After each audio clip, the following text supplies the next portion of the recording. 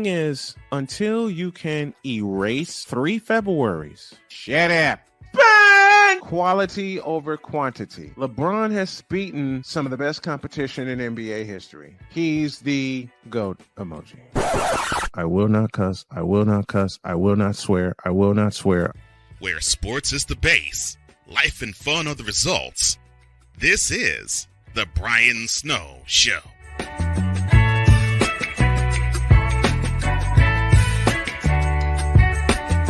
Yes. Even in the midst of chaos. Wait a minute.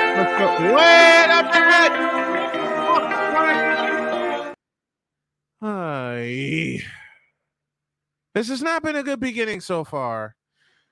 Welcome to the afternoon. Welcome to this edition of the Brian Snow Show, where my studio is right now in shambles, and that's about the extent of it.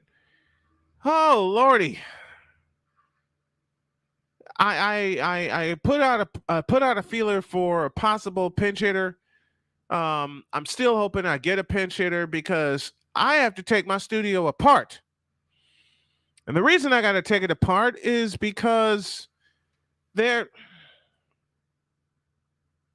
let's just say there's some things going on here and none of it is good, at least for the time being. Victor's in the house with me, Sig Diggy's in the house with me, and who else? The Hawk TV is here. I gotta tell y'all, I mean, this all happened within the span of a couple of hours. Everything that's going on right now.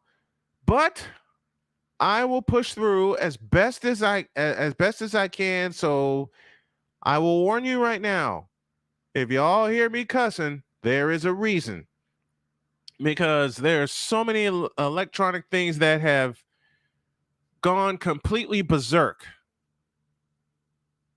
And when I say completely berserk, I mean just that. But I'm here, and let's just go ahead and get this party started, shall we? And we first start off with Around the Horn. Replacements have been named for Clayton Kershaw, Aaron Judge, and Mike Trout, all of which who are out with significant injuries. The 3-time MVP, Mike Trout, of the Angels, and the reigning MVP, Aaron Judge, out with a toe injury, are out for the American League side after earning starting nods. The National League will be missing Dodgers pitcher Clayton Kershaw, a starting candidate who will be unable to go at all due to a sore shoulder. In their places step Astros Kyle Tucker, the Rays Wander Franco, and the Pirates David Bednar, respectively. 2 other replacements were named Tuesday are sure to please the hometown fans who will be on hand for the game in Seattle and its SRO, and there's nobody more pleased than I to say that Julio Rodriguez and George Kirby will be making their All-Star debuts. Well, this is going to be fun to see a couple of hometown heroes, and believe me, they were heroes. They helped get them to the playoffs last year. To see them in the All-Star uniforms. And I took a peek at the All-Star uniforms, and I like them. I absolutely like them. Continuing on Around the Horn. Mike Trout suffers a broken hamate bone and is likely out 6 to 8 weeks. Yipe. And I do mean yikes.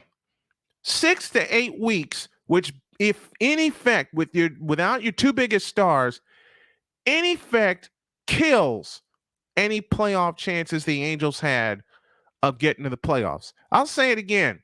This, in effect, kills any chances that the Mariners had of getting to the Angels had of getting to the playoffs. And let me ask this. Are they gone after this season? That's what I want to know. is that are they gone? Are they gone after this season from the Angels? Both Ohtani and Mike Trout. Because I said Mike Trout is wasting his career in Anaheim playing with the Angels. 6 to 8 weeks. You're doing right. He's going to feel like a fish out of water. And I'm waiting for a couple pinch hitters right now. I should not be gone longer than a segment, but I'll take you as long as I can. And then I got to take this thing apart because something happened to my computer. 6 to 8 weeks. Mike Trout will be out of the lineup. If you thought it was trouble with him in the lineup, and I'm talking about the players around him, then what are they going to do without Mike Trout? The Angels are going to be fresh fish out of water. And I mean, it's going to get bad. And it's going to get bad fast. Speaking of Los Angeles, as we continue going around the horn, Clayton Kershaw is on the injured list. Will miss the All-Star game due to a sore shoulder. All right. Y'all know how I feel about Clayton Kershaw. He's one of the best pitchers in the game, but what turned me off about Clayton Kershaw is his game 5 against the Washington Nationals, where in a matter of 3 pitches, he was done. And I believe he's been done since then, World Series championship notwithstanding. Got a couple pinch hitters in the pack here. Play-by-play with JJ's in the house with us. Victor Locke joins us. Victor, what's up, man? How are you doing, Snowman? What is going on, brother? Have you ever wanted to push the plunger on something and just blow it to smithereens? I'm a Dallas Cowboys fan. What kind of question is that? There you go. That's the answer I was looking for. And I believe we got a pinch hitter all the way from Norway. Sig Diggy has joined us. What's up, man? Oh, yes. Oh, this is going to be fun. This is going to be fun.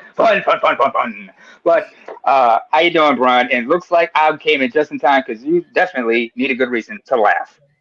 I do. I do, because in the past 90 minutes, and this concludes our Around the Horn segment. In the past 90 minutes, my studio has gone from workable to in shambles, even though y'all are seeing me right now. So, that's what the backup is for. Let me put it this way. Yeah, exactly. Just like we complained. Let me put it this way. It's always good to have depth in your roster. So in case the starters have some kind of foul-ups, the backup comes in to step up. Well, I'm going to need y'all to step up for about a half hour. Hey, we're going to finish strong. Hey, a bad start is nothing wrong. It's better to have a bad start than a bad finish. Absolutely. And when we get back, we're all going to discuss the Stephen A. Smith situation. And then believe me, it's a situation that's been brewing for about... I can't wait. I can't wait to pay homage to Chris Bates when I say, Negro might be lying. Negro discrimination. That little red bastard. Musings, you're going to get random musings once we talk about you know what? Sick, I'm going to drop you down. Victor, I need you to take the reins for me for about 20 minutes. I'm going to go to a break, and Victor will take y'all for the next segment with his random musings. You are perfect. You got perfect timing, man. I still do want to do a tag team. Just personally, my personal preference, I want to actually do it with Sig Diggy, if that's okay with you. I'll trust you. Okay. I've trusted you for 20 years. What's the subject? All right. Well, we were going to talk about another individual that you guys completely ripped apart earlier in the morning. What I rip apart now? Someone who's about as soft as toilet tissue. Y'all do that for me, and I'll join you after I get done blowing this thing to smithereens and taking it apart and putting it back together. Sig Diggy and Victor will be back in 2.5 minutes, and I will be back as soon as I can because I gotta take this thing apart. Back in a minute.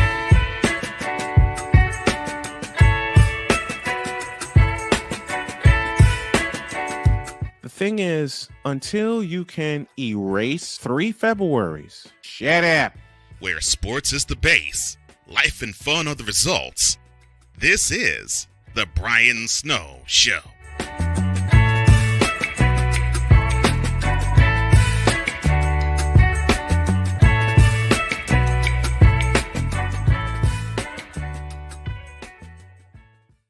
We're not a cooking show. We're a show about cooking. We turn the camera around and point it at you.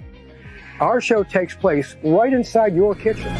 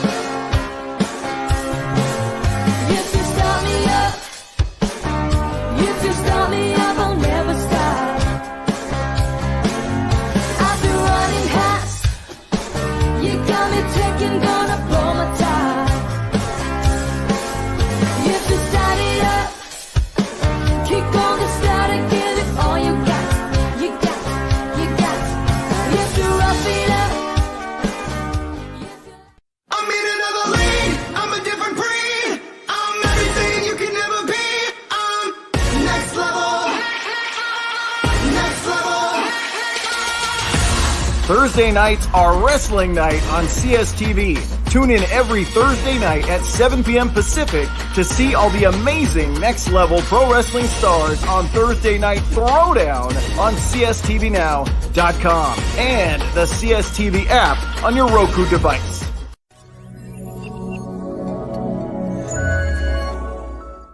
Where sports is the base, life and fun are the results. This is the Brian Snow Show.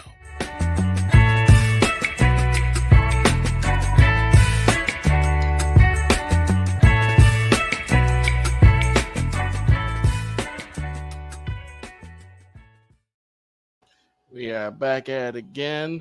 Brian Snow, the snowman, had stepped away from us. So pitch hitting the tag team of Vicala and Sick Diggy. It's been a long time coming. You know that, right? A long time coming. It's long overdue when you think about it. True. So, well, first and foremost, Higlio seda, or pleased to meet you, as they say in Norwegian. Pleased to meet you as well. Ilikamuda would be the reply, but yeah. So let's go ahead and get started with one James Harden. I'm sorry, Cole Johnson, but I had to bring this up because you guys were cooking. And they forgot about the side dishes. Right. We got to come in with the garnish because you cook the meat perfectly. You know, get that nice mid-rare, but you need the garnish with it. You need the sides with it, and that's what we're going to do. Or as the Brits would say, they were completely believing salad tossers. They were salad dodgers, excuse me. Not salad tossers, salad dodgers. They were trying to dodge the salad. Yeah. They were dodging the greens, Mike. They were dodging the greens. But I'm going to say something, like I said, it's not in the comments, but we're completely ignored. In fact, lately they've been ignoring the ads we put in. No fault, no hard feelings on that. But I said something that would be. Wait, do you have the soundboard by any chance? I do not. Victor? I do not have the soundboard. So I guess I'm going to have to improvise on those because, in the words of Screaming Ace of Negro Knight, aka Screaming Ace Smith, I said something that is blasphemous. But it makes sense, like Bernie Mac would say. It makes sense like a mother, whatever. Yeah. I said Houston should reconsider signing James Harden back to the Rockets. Oh boy. Because I figured, and there's a reason why. Because I figured, one, he's got to be on the bench. Two, he's going to be the designated whipping boy because head coach Ime Udoka is going to need somebody to cuss out. Or look better than when he gets to some sort of strip club because Ime Udoka is going to leave with all the females. And he needs someone to laugh at after that happens. So basically it's gonna be like the old jerk out video by Morris Day of the Times. You remember? Yep. You remember that video where Yes, I where do. Morris steals a chick from Quincy Jones of all people? It walks out the club and Sugar Ray Leonard's looking at him like, what the Right. what?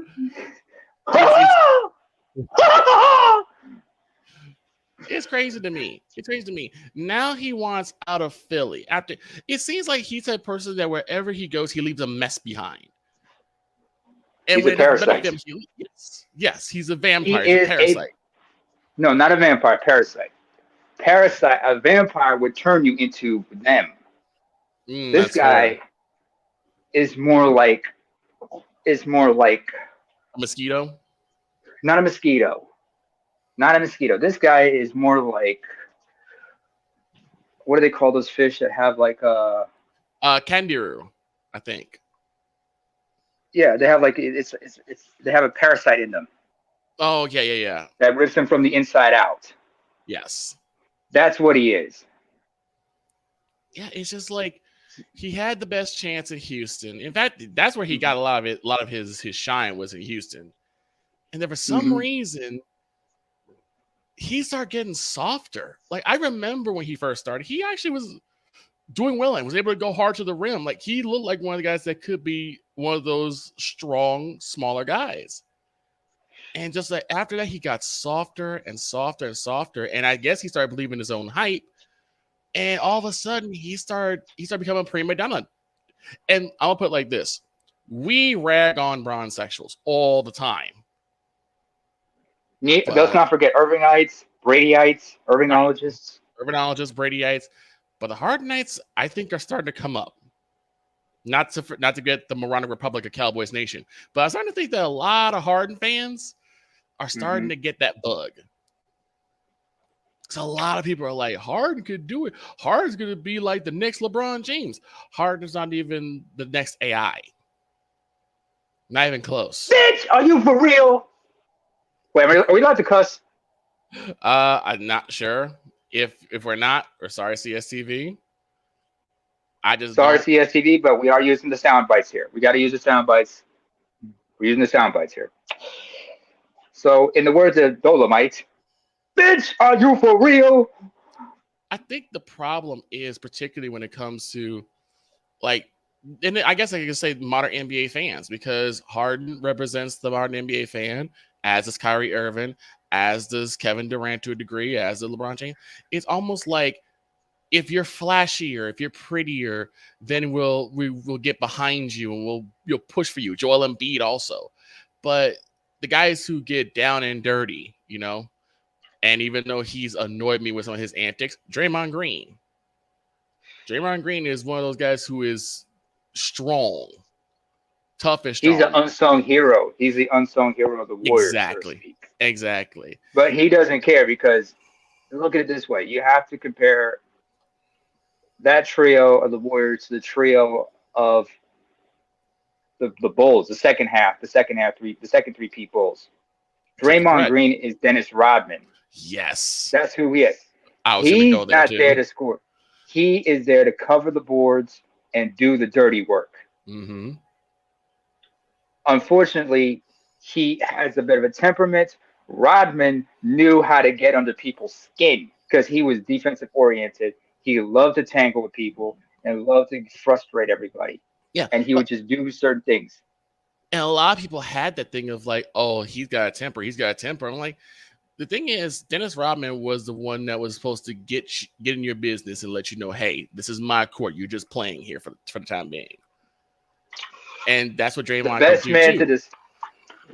the best man that best described how hard of a player Dennis Rodman was the comedian Damon Wayans. Oh, man. If you're willing to indulge me here. Oh, go ahead. Damon Wayans had this bit back in the early 90s where he talked about Magic Johnson when he first came back to the league after being diagnosed. Mm-hmm. After being diagnosed with HIV positive. And nobody was scared because, given, this is the 90s, everybody was fearful. Mm-hmm. Was kind of fearful, but the players showed solidarity. They hugged him. He showed him love, shaked his hand. Because Mike Johnson was a lovable guy and he was a leader. He was a leader, but they weren't scared of kid to get, because also common sense was, the misconception was, you can contract HIV through physical contact, which is not true. I mean, I was like 8. This was November of 91 when he got diagnosed, correct? Yeah. I was 9 years old when I watched his press conference. I was getting ready for school when that happened. But anyway, the joke goes that, like, if people were really fearful of, AIDS back then, everybody would have acted like, I tried to guard him, but he slipped. He got me, because everybody's scared to touch him. Or people would be wearing hazmat suits just to match up with Magic. Right. The only person who would not be afraid would have been Dennis Rodman. Dennis Rodman would have shoved him down like, you don't scare me. I was dating Madonna. I don't know what I got. Oh, I mean, yeah. He was dating Madonna at the time, folks. You know what? Dennis Rodman was a bully. He was that bully forward that could, like, really get in your face.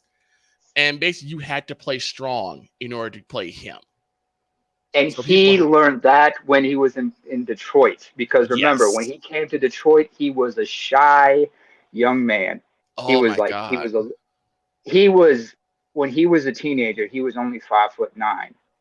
But later on, by the time when he was up until he's 16, he was 5'9". Then he had this huge growth spurt. That's when he had the clean cut Dennis Rodman, no tattoos, black hair. tattoos.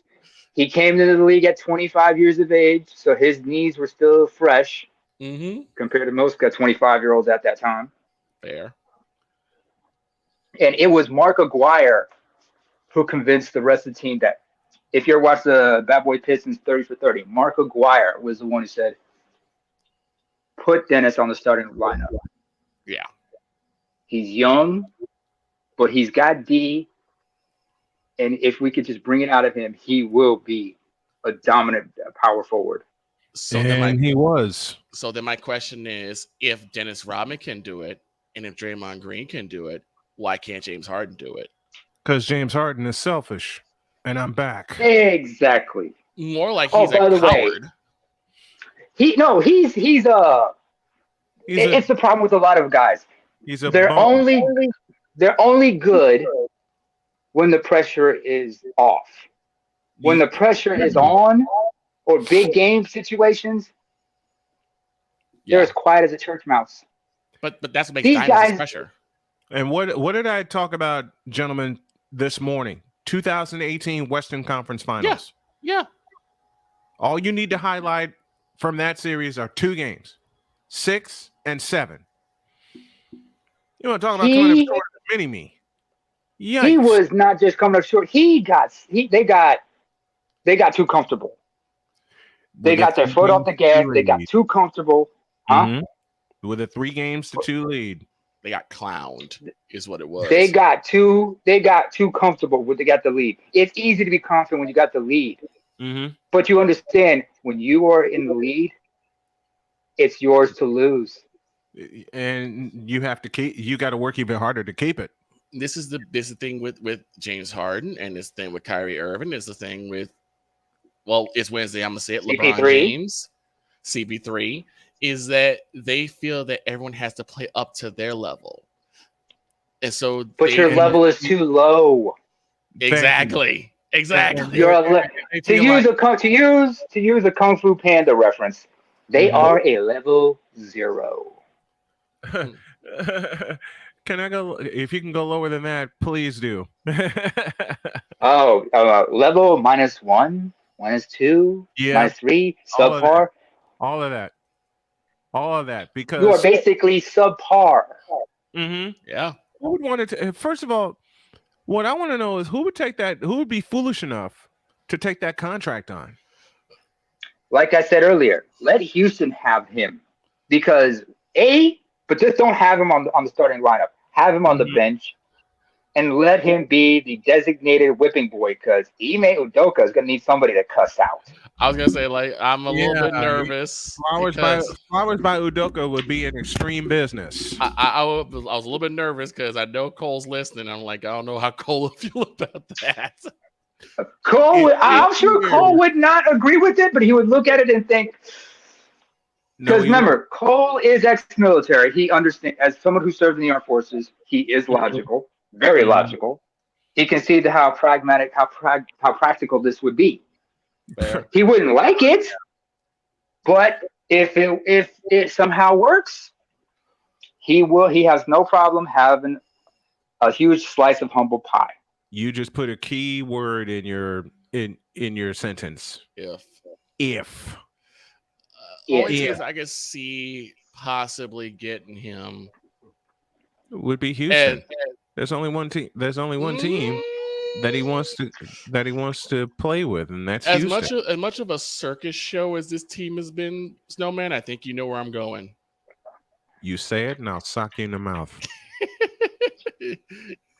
Just say it. Say it. Fakers. I see it happening. I see Harden running with his buddy, and it further pushes Anthony Davis out the door. Victor, I have a question for you. Go ahead. Why the you lying? Why you always lying? Oh, lying. We got ads, folks. Sorry, but we have. Excuse me. We have ads right now. We ain't gonna read them because I gotta ask. I'm just gonna speak them. I'm just gonna say them right now. Victor, once again. Why the you lying? The Unmitigated Lie by Victor Law is brought to you by Bum Leg Orthopedics. The only thing keeping Anthony Davis in the Lakers. That's Bum Leg Orthopedics. Snowman, if you will. I'm not doing it. Victor does it. Oh, me? Okay. Yeah, you. Oh, my leg. In association with Bum Leg Orthopedics' brand new beard brace. Because something's got to keep that beard of James Harden's intact. My beard, man, my beard. Beard brace. Yes, that's incredible. Let me ask JJ a question. How bad do you want James Harden out of Philadelphia? How bad? There's your answer. I said it in the morning show. This breaking news. China has started to rebuild the Great Wall. And on the signs, they have the big bold letters, no James Harden's allowed. They absolutely refuse to have him there. 2 words for Rockets fan, Cole Johnson included. James Harden back to the Rockets. You fool! That's all I can think of. You fool. At some point,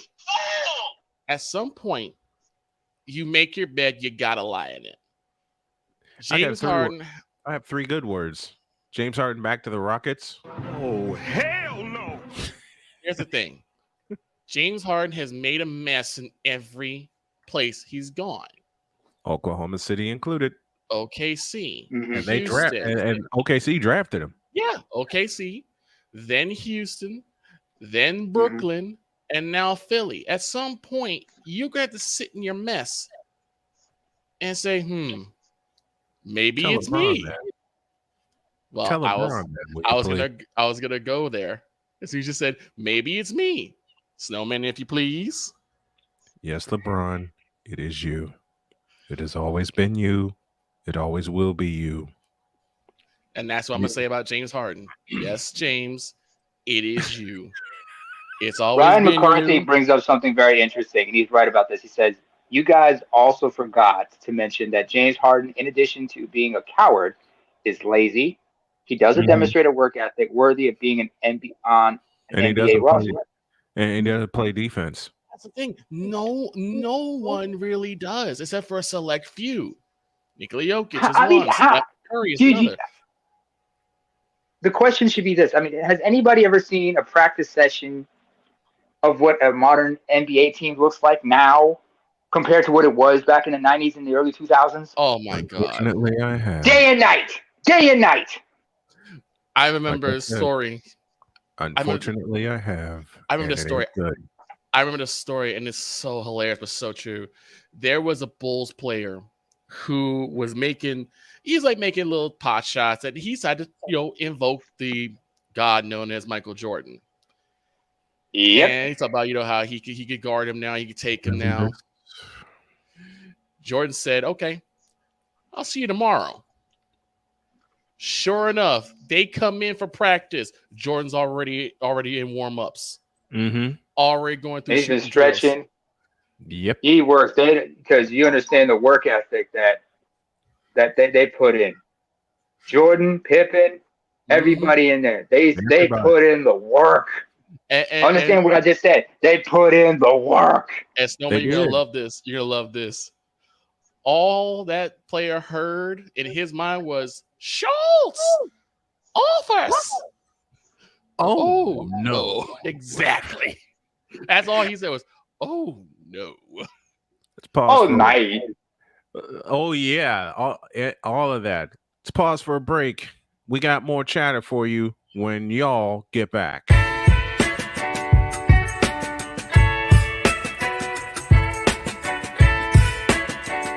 The thing is, until you can erase 3 Februaries, shut up. Where sports is the base, life and fun are the results. This is the Brian Snow Show.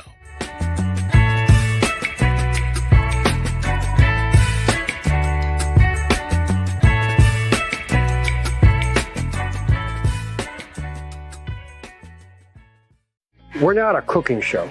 We're a show about cooking. We turn the camera around and point it at you. Our show takes place right inside your kitchen.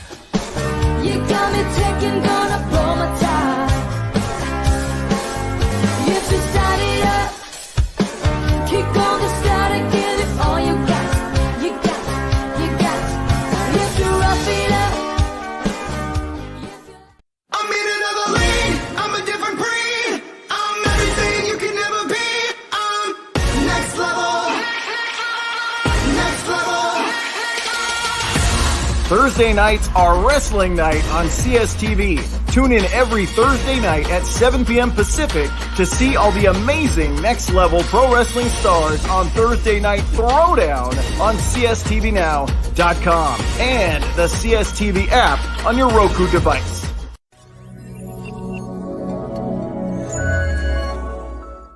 Where sports is the base, life and fun are the results. This is the Brian Snow Show.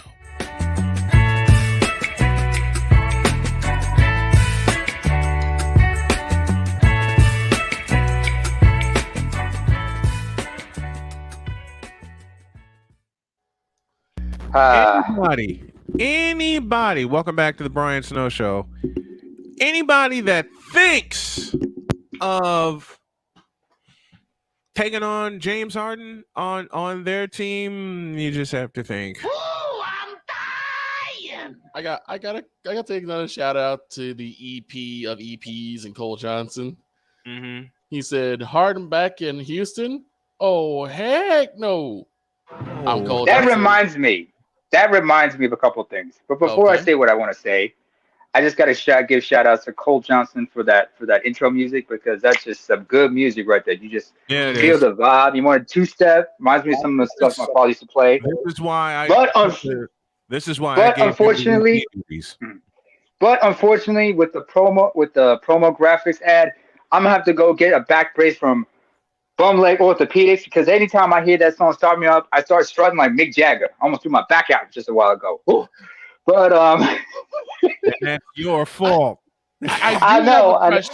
But I will say this. I gotta say this first of all. You think Cole is pissed? You think Cole is ticked off about James Harden coming back to Phoenix? Imagine Ray. Well, from LJPN. He's gonna say, Jimmy Harden, Mr. T knockoff trash. Yeah. Fuzz face fool. Take off that beard. You ain't Mr. T. I pity this fool right now. I pity that fool. Mr. T should be suing him for gimmick infringement. That's what I'm gonna say about that. I pity any Especially team at the Mohawk. Y'all remember the Mohawk? Yeah. I pity any team that takes on that takes on that contract. I'll ask this question because we left on a very interesting note when you said about the difference between the work ethic and practices, and then it does get me to a point where I ask this question: what constitutes an MVP?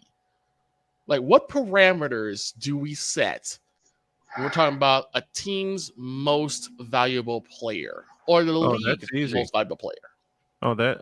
That's easy. And this is where I tie James Harden and LeBron James into this, because I saw a post earlier. Oh no. That said, dear God, help me. There was a comparison between LBJ and James Harden. And I will not cuss. I will not cuss. I will not cuss. I will not cuss. And the thing said, quote, there's no reason why LeBron should have not won the MVP. We're talking about 2018 when James Harden won it. So I jumped all over that. And I said, wrong. Because that should have been the 4th consecutive title for Wardell Stephen Curry II. You said you weren't going to cuss, and then you cussed. What'd I say? You said you wasn't going to cuss, and then you turn around and cuss. Repeating my question. What'd I say? You said that Steph should have had his 4th consecutive MVP. And you hear me? And I yes. totally believe that. I totally believe that Steph should have been the first 4-time MVP, 4 consecutive MVP winner. Mm-hmm. I totally My believe question that. is, who votes? He got robbed in 2017 by Russell Westbrook, and he got robbed again by James Stay Puff Harden in 2018. That's a great question, Sick. Who does vote these? Who votes these? And while we're at it, here's the thing I gotta say. Mm-hmm. You know how Vic, in our generation, because you and I are millennials. Yep. You remember when we were younger, we were told to work smarter, not harder. Yes. Dear God, but the emphasis. But here's the problem: the emphasis on that is you gotta work. You still gotta put in the work. Exactly. You just have to be smarter about it. These guys, they put too much emphasis on the smarter and less on the work. I agree. Because it's high, and it shows how highly unintelligible these individuals are, because you still got to understand you have the latest in technology, the latest in sports science and sports medicine. Yes. But you still got to put in the work. Yes. You still got to train. You still got to do. In fact, here's a question I want to ask a lot of the modern day players. Mm-hmm. That one aspect of working smarter means you're watching footage of how the other team plays. Yeah. You're looking for, especially if you're going to be matched up with other teams, with another player on that court. You got to understand, where's his weak spot? Where is he less effective? Where can you find anything, any holes in his game?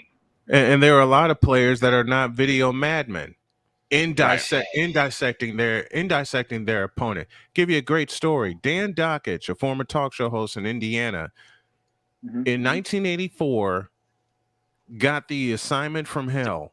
Why? Because in an NCAA tournament game where Indiana upset number 1 North Carolina at the Omni, who do you think Dan Dockich was told to guard? MJ. I'll never forget that Dockich said he threw up when he got the assignment from Bobby Knight. You know what this reminds me of? If you've ever watched, and you've actually watched this with me, Snowman, there's a DVD about the Road Warriors. Yes, I have. We watched this together back in Gary. Mm-hmm. There were wrestlers who would go to the sheet that had the matches Yep. And when they see their name next to the Road Warriors, their hearts would sink. Mm-hmm. Because those guys would work stiff. Yes. Yeah. All I can say first and foremost is, oh, what a rush. However, one man, when they talk about guys working stiff, and this was, if anybody's watched the Stone Cold podcast, where he interviewed The Undertaker. Undertaker talked about when he first started out as Mean Mark Calloway in WCW. Mean Mark Callis, yep. Mean Mark Callis with as a skyscraper with Danny Spivey. Yeah, I remember. Spivey said, "Follow my lead." Yeah. And they knew, and he knew these guys worked stiff, but apparently what they were told was to rough up the Road Warriors. They beat them senseless. Yeah. And then they went back to oblivion. So they bleed him to So they go back to the state. Hold on, just a minute, Vic. Just bear with me. They went back to the dressing room. Spivey is just sitting in his chair, just waiting for them to come back. Mm-hmm. The dressing, waiting for them to come back. Taker is nervous because he's young. He's still new to the business. Right. He's got his tape up ready, thinking something bad gonna happen. But fortunately, the Road Warriors come in. They're shaking Spivey's hand, saying, "Man, that was good job, great way of working." They even patted Taker on the back, and Taker's just confused. He looks at Spivey. Spivey just looks at him and just gives him a wink. Yeah, trust me. Because real recognize real, game recognize game. Thank you. And that's the problem, and that's why I ask again: what constitutes being an MVP? Because if we're going by our metrics from 1980s, 1990s, and even 2000s, this ain't it. It seems like they work softer. How many times have I said that? There's no real contact. There's no real ability to play on the ball, because if you have bad breath in someone's general vicinity, you're getting called for a foul. You're getting called for a foul. Cole Johnson says the following: unfortunately, the NBA's most valuable player is almost always awarded to the highest scoring player on the team with the greatest record in a given season. This is true. And he also backdoors that with, by that parameter, James Harden, by NBA standards, was deserving of the award. I'll touch on that in a minute. He also received sympathy votes for not claiming the award before then as well, talking about 2017, which brings Joel Embiid to mind. Which also reminds me of why he had to be the cover star for NBA Live 18. Before you go there, I don't want to talk about NBA Live 18. That blows. Thank you. Before you go there, Snowman, I'll give you an example of someone who, in my opinion, did it the right way. 2011. A man by name. Yes. He didn't say, "Oh, I want to be MVP." Well, they should maybe MVP said, "Why can't I be MVP? Who's going to stop me?" And he went out and proved it. Exactly. He put in the work. He proved his bones. He said, "I showed you." He put up the MVP numbers to prove he's worthy of it. Right. And let me borrow a line that was said in a Miami newspaper from 2011, and I'll apply it to this past season. Joel Embiid is the most fraudulent MVP I've seen in my life. Oof. Oh, I remember that. I remember that. That line came from 2011. I remember that. From a newspaper in Miami. And Victor, you brought that to me. And I thank you for that. Yes, I did. You brought that to me, brother. And it applies here with Joel freaking Embiid, because Joel Embiid had no business, none, winning the MVP this past year. No. All he did was bitch and whine and moan. I should have got it last year. Prove it. Well, let's not forget, he did cry on the basketball court when he did get fouled. Unfortunately, for a right reason, because remember, he had a fractured eye socket. You had to wear that mask and getting headaches from it. Yep. But unfortunately, what I'm going to say about him getting the MVP, one person who Joel Embiid looks up to and still does is Mount Mutombo, Dikembe Mutombo. So I'm thinking, excuse me, folks.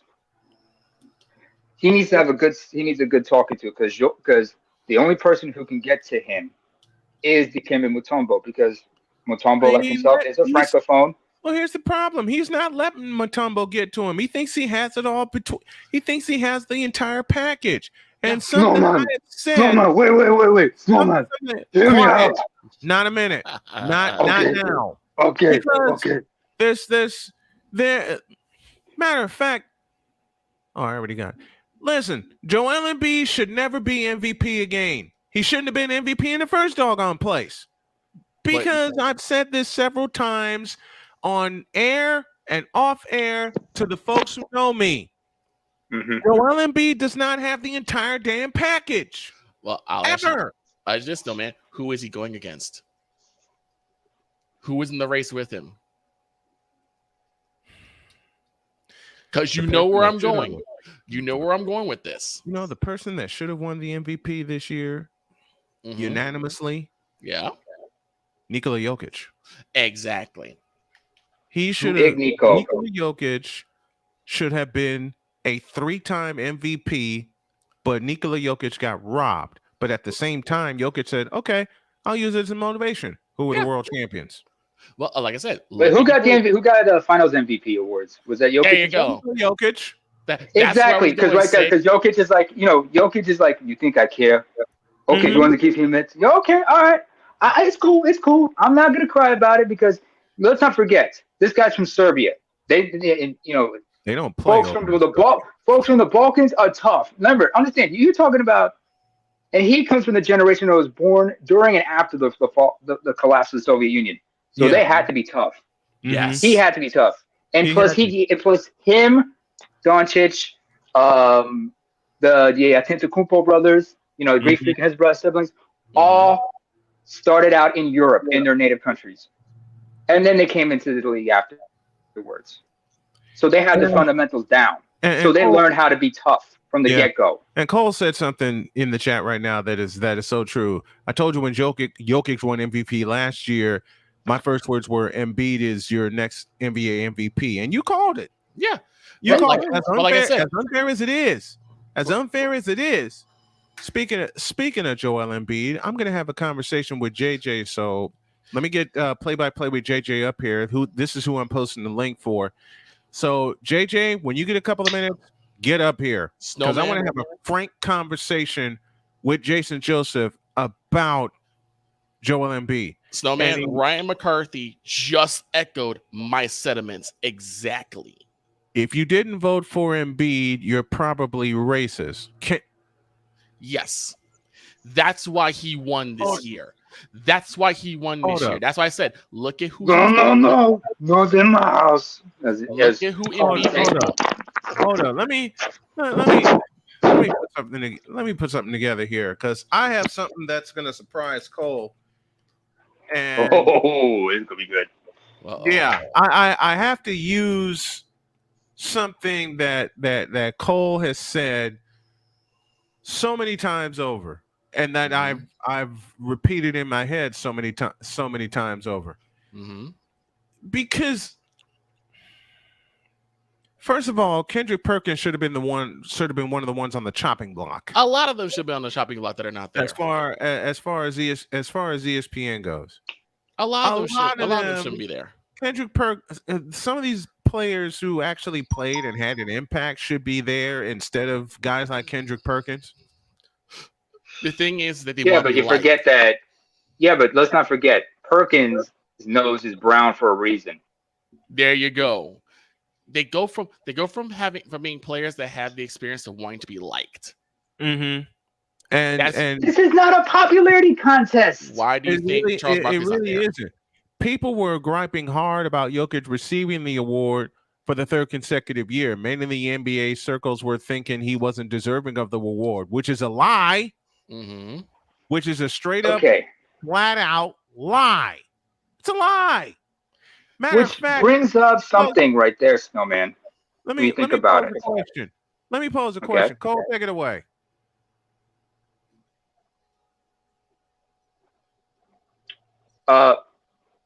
Where's Cole? There you go. I didn't hear the question. Here's what I want to say. Here's what I want to ask. Really important. Yes. When just picking up what Ryan just mentioned earlier about Kendrick Perkins, that quote by Kendrick Perkins, what were they trying to imply? Were they trying to imply that Nikola Jokic is the great white hope? Yes. Yeah. Yes. It's exactly what it is. This is why I said. You know who else they did that for in the 80s? Please. Larry Bird. Bird. Yep. The hit from the lick. Bunker TV in the house with us. Disgruntled Knicks and Mets fan in the building. Here's the thing. This is why I said I love you, Bunker TV. Thanks for joining us this afternoon. This is why I said, does the Bunker TV need a hug? Does he need a hug? No, because he's giving me mess like I'm giving him mess. This is what it's all love with y'all.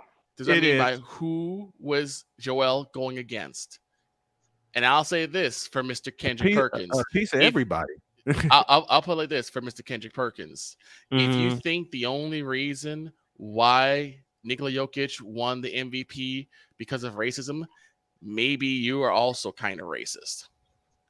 Kind of being the operative word. Just Let me saying. go one. Let me take along a break. with his nose being diarrhea brown, and probably in bad. And dude need to have a CAT scan because we don't know if this man might be showing the early signs of dementia. Maybe. That's not only showing the early signs for. Let me go one-on-one with JJ after we all get back as we start the second hour of the Brian Snow Show All after this.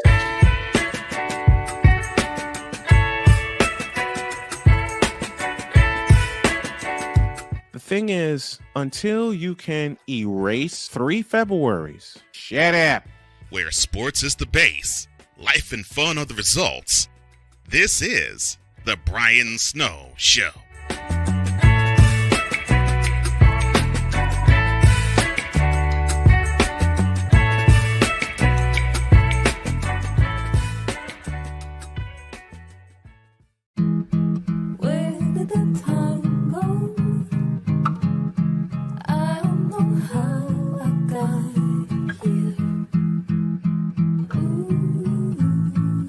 You've done the hard part. You quit smoking.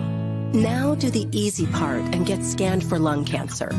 If you smoked, you may still be at risk, but early detection could save your life. Talk to your doctor and learn more at savedbythescan.org. If you talk, they will hear you. We all want our kids to grow up safe and healthy, so we show them how. And we tell them with honest conversations that let them know what we expect. Not just one time, but every chance we get. That's especially important when it comes to alcohol and other drugs. Kids not only need to know the dangers and how to avoid them, they need to hear it often from you. And when it comes to pain medications, opioids, they need to know that they should never be taken without a prescription and never shared with friends or family. It's dangerous and illegal. So talk with your kids and guide them through the challenges of growing up safe and healthy. Because when you talk, they hear you. For more information about talking with your kids about underage use of alcohol and other drugs, visit underagedrinking.samhsa.gov. So talk, they hear you. You can do it if you try. He was only 58 years old when he passed away. That outcome could have been different. Colorado happens to be one of the worst states for radon levels. It's in our ground and it seeps up. The more you breathe radon, the more chance you have of DNA being hit and the cell mutated. The EPA estimates 22,000 lung cancer deaths a year caused by radon.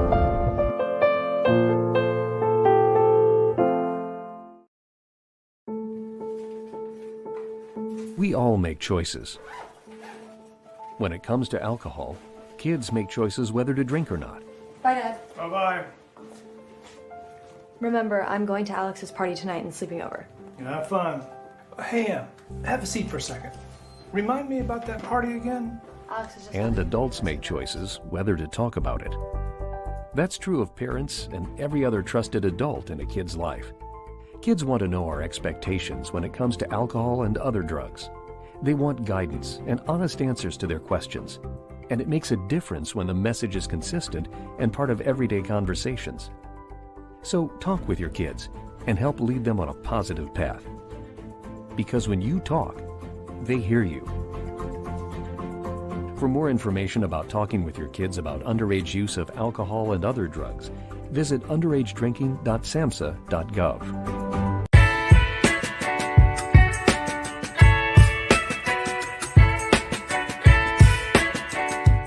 thing is, until you can erase 3 Februaries, shut up. Bang! Quality over quantity. LeBron has beaten some of the best competition in NBA history. He's the GOAT emoji. I will not cuss. I will not cuss. I will not swear. I will not swear. Where sports is the base, life and fun are the results. This is the Brian Snow Show.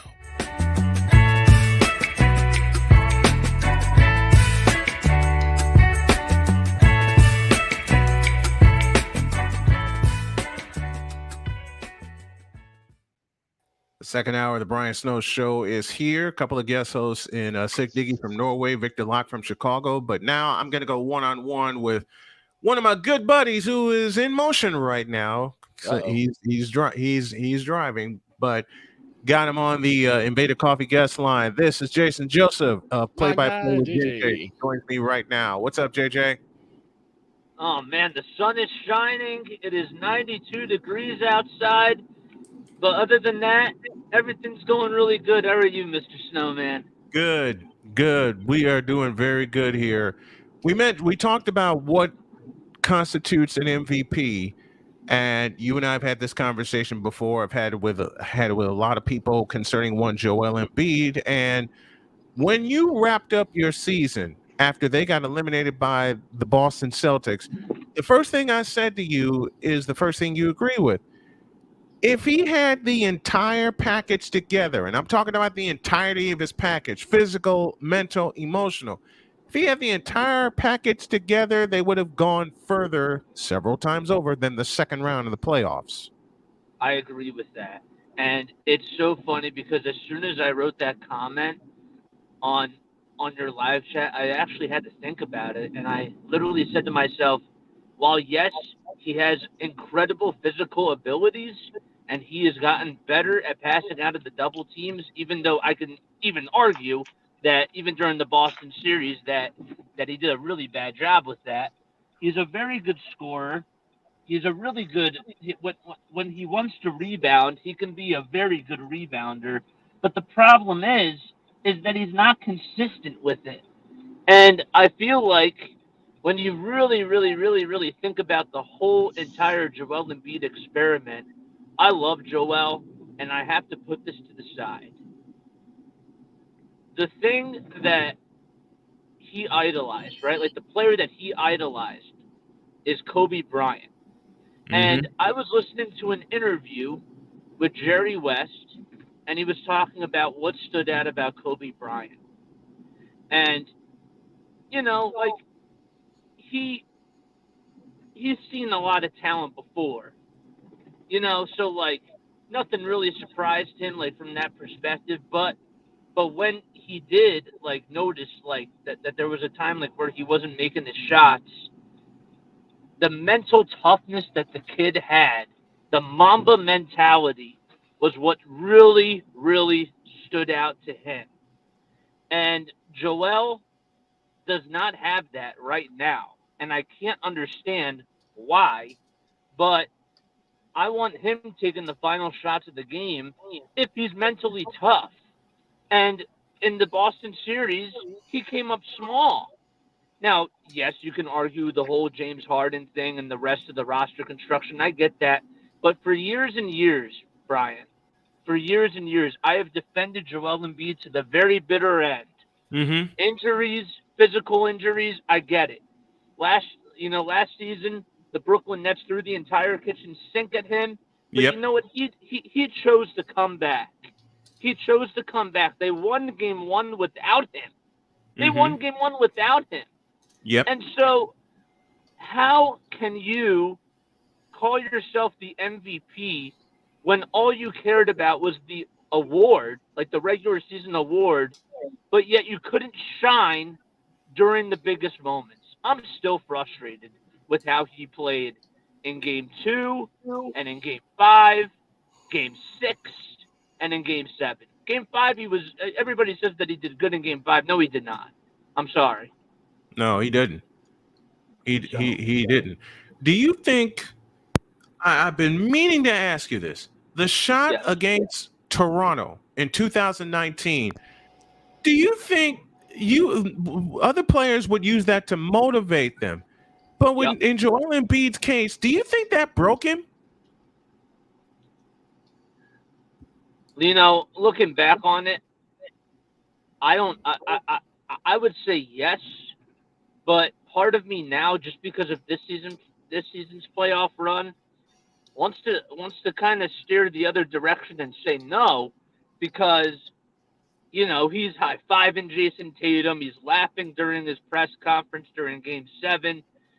There was no sort of emotional factor this year. And I don't know if it was because he was fed up with the head coach. I don't know if it was because of this and that or whatever it was. But I did believe in the moment, the whole crying and everything.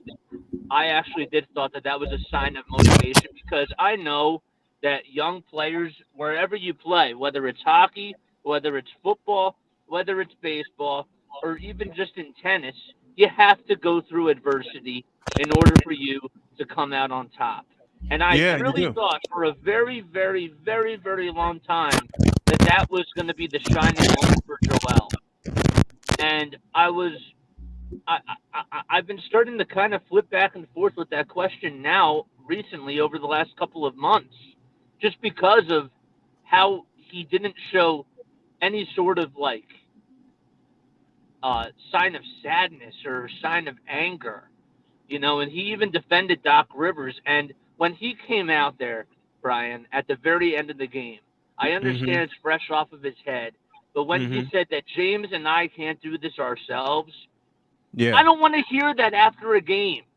I don't want to hear that after Game 7 when you lost to a team that you should have beaten. That's how I really feel. They led that series twice. They led it twice.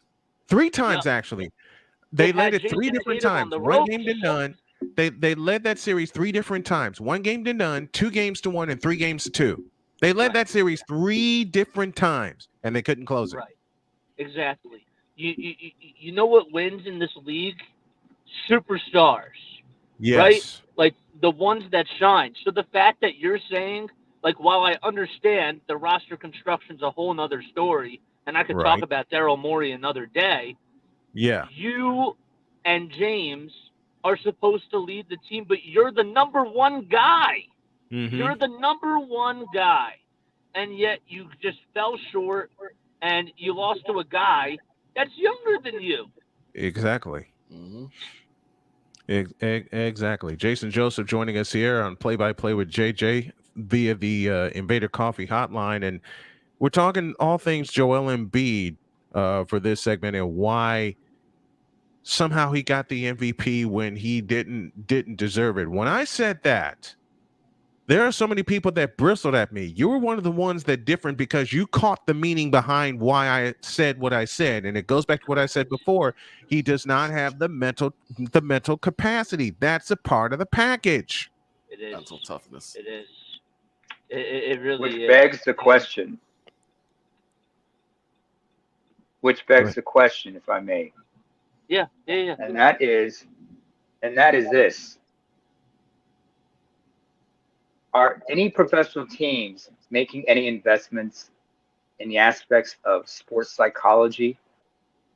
Are they thinking about having their players visit somebody who's in be it a social worker or a counselor who can help them overcome the mental blocks in their game?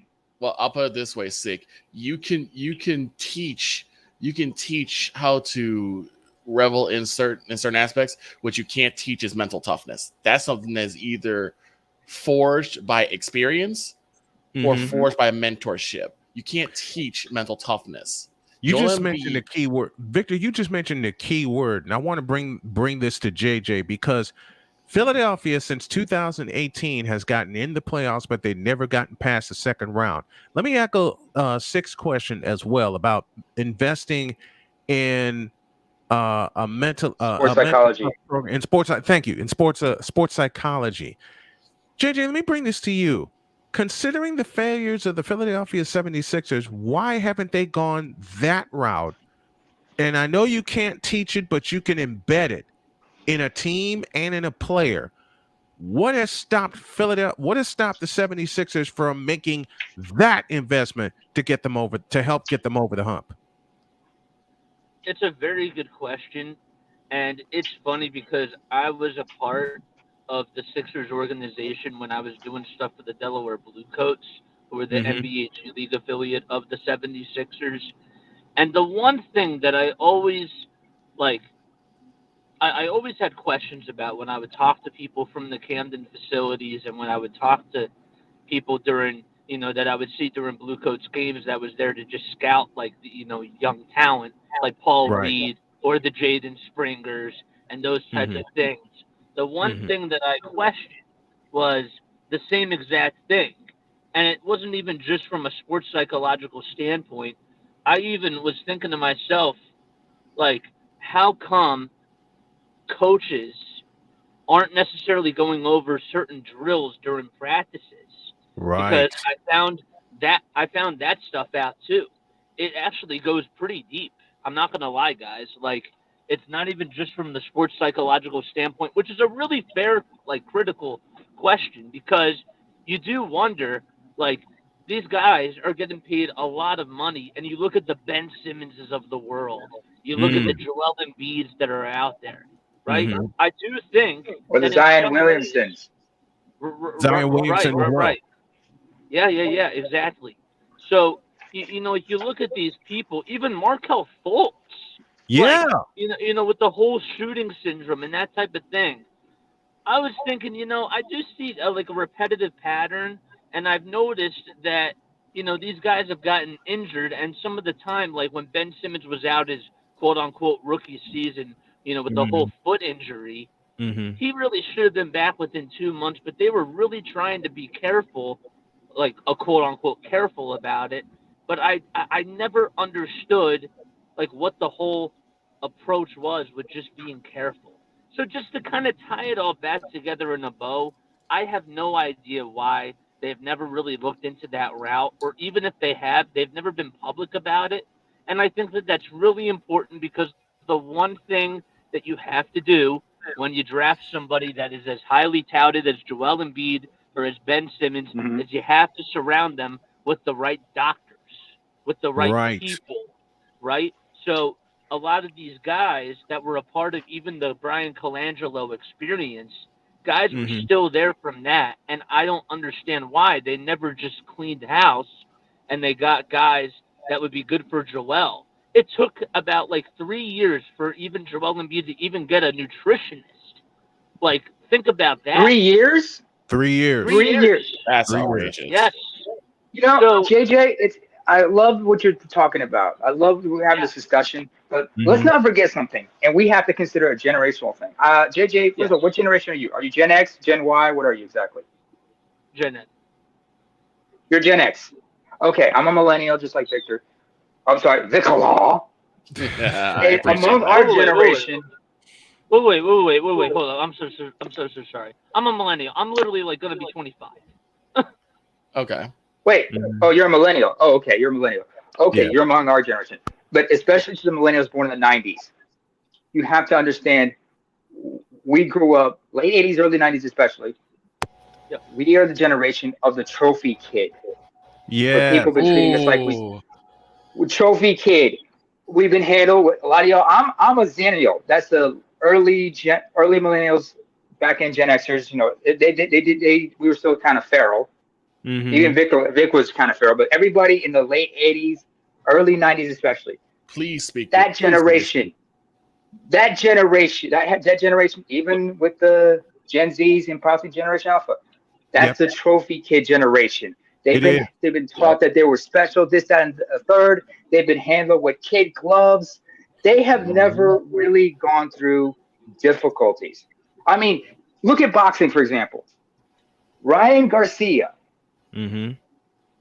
He's had some spectacular fights in his career so far, but there was one fight we we all had to deal with adversity, and it was the Golden Boy himself, Oscar De La Hoya, who said, you know what he said about that fight after Ryan Garcia won that fight? He said, tonight Ryan Garcia became a man.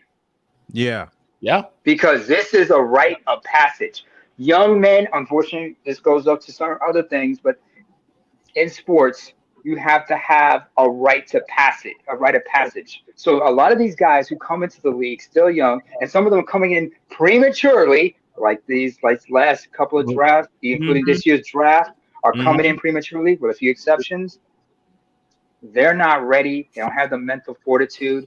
They haven't gone through the rites of passage. This is why Deion Sanders, when we talked about people one and done trying to go in the NFL, he said they're not ready. They're not ready for the physical and mental aspect because you're coming into a man's sport where men are coming here who are looking forward to you rookies coming in and coming not just to destroy you, but to take your soul. Yeah. Correct. Let me highlight a comment that Ryan McCarthy said. The Tampa Bay Lightning are notorious for using sports psychologists. Their head coach, John Cooper, insisted on it. 3 Stanley Cup appearances and 2 Stanley Cup wins. I say I'll give you another example. In mixed martial arts, the greatest welterweight of all time, Georges Rush St. Pierre. Yes. After losing the first belt to Matt Serra, he had to go see a sports psychologist who helped him come to terms with the loss. Yeah. And that's when he became a better person because he learned how to be the master strategist. Oh, that's something I'm learning. That's something I'm learning to do now. Snowman, because my wife has become my coach. Snowman, we have one that's near and dear to our hearts here as Bull fans. What was the one? Bill Jackson. Bill Jackson. What was the rite of passage that Mike had to overcome? Trusting Detroit teammates. Well, that's that. Detroit. And the Bad Boys Pistons. Oh wait, we forgetting one more thing. Somebody in that locker room, in that Bulls locker room, when he first came into the league, the same guy who had to also bust Scottie Pippen's behind, Mr. Charles Oakley. Charles Oakley. Because that big, he had to break. Because it was his job as the older brother, to break him in.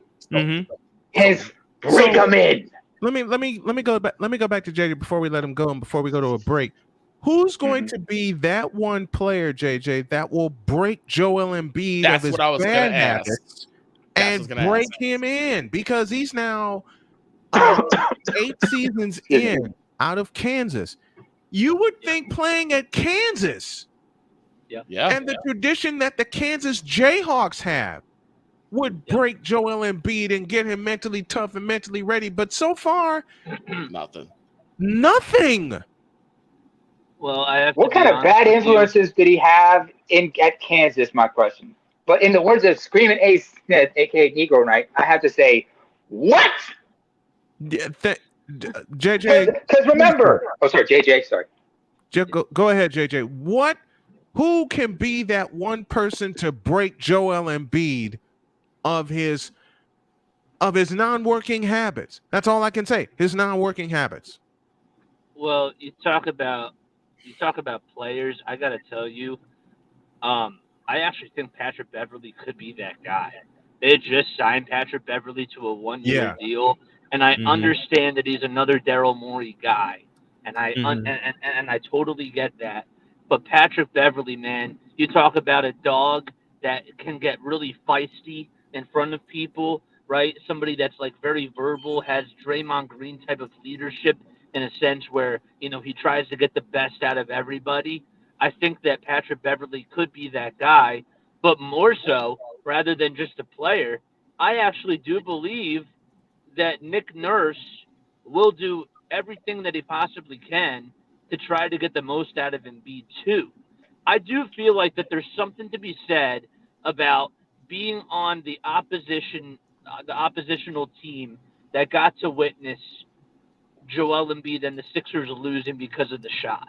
It wasn't really just because of the shot, because obviously, they played 48 minutes that game too, and there were a whole bunch of other things that went wrong. But it came down to that shot.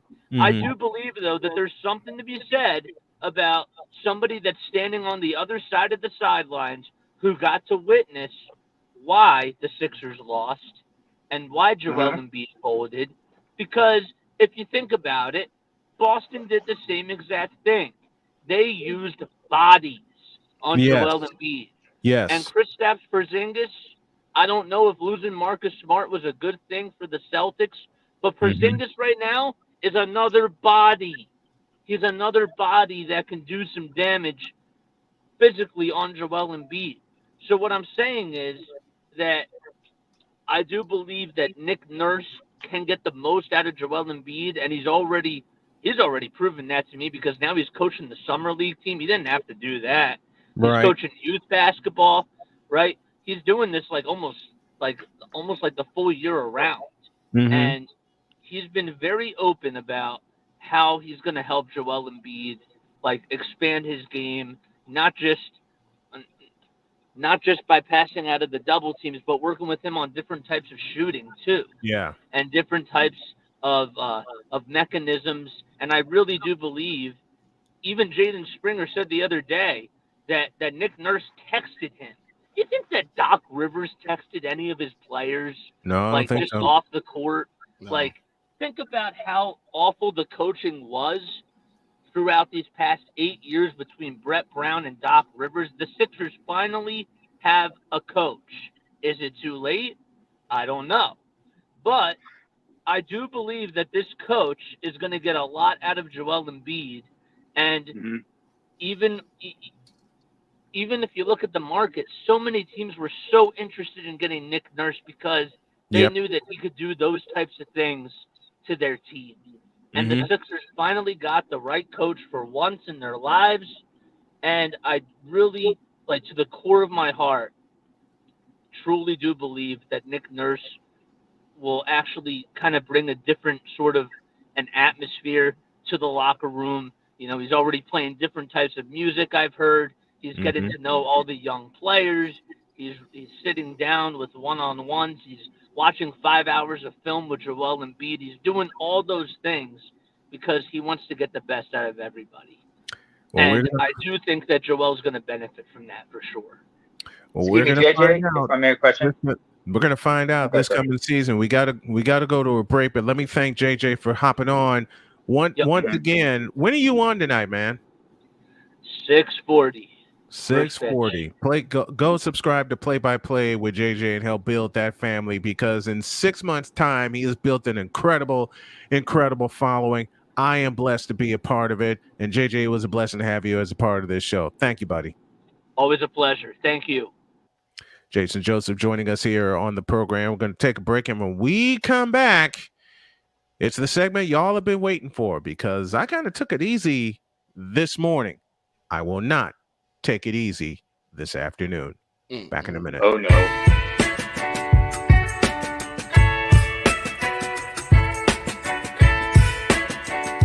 The thing is, until you can erase 3 Februaries, shut up.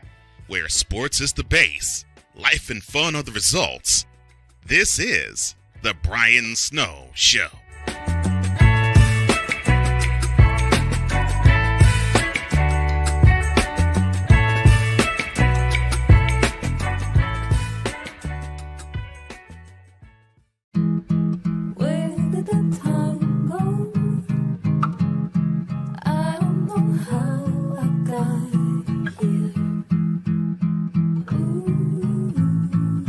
You've done the hard part. You quit smoking.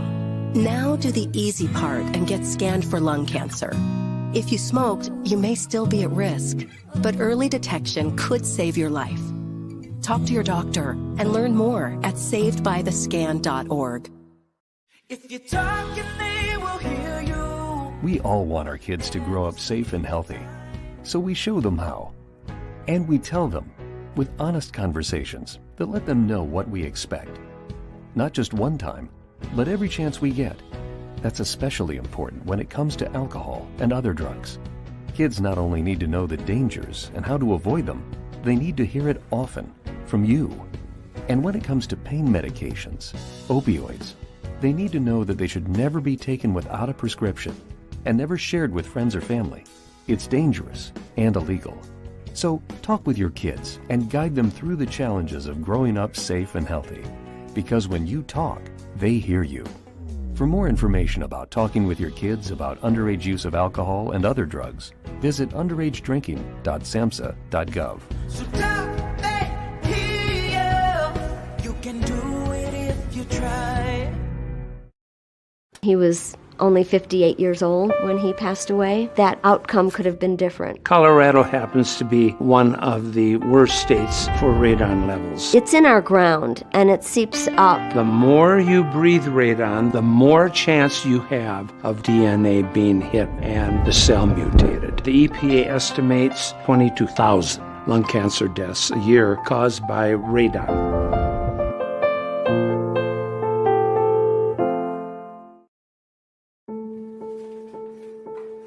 We all make choices.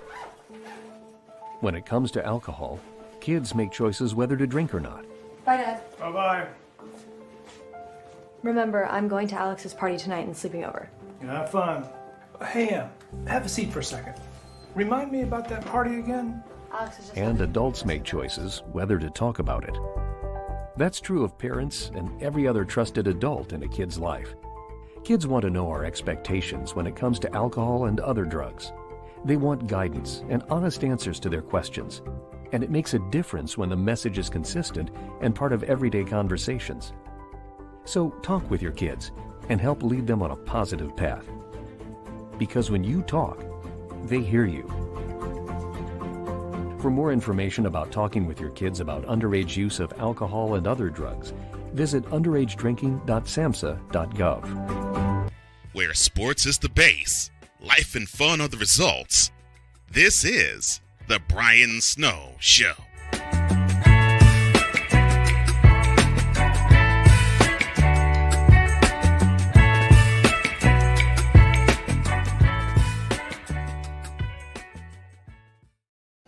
I hate hearing that sound. Welcome back to the Wednesday edition of the Brian Snow Show. Thank you all for joining us. Thank you to Sick and to Victor for pinch hitting for a couple of segments while I was out.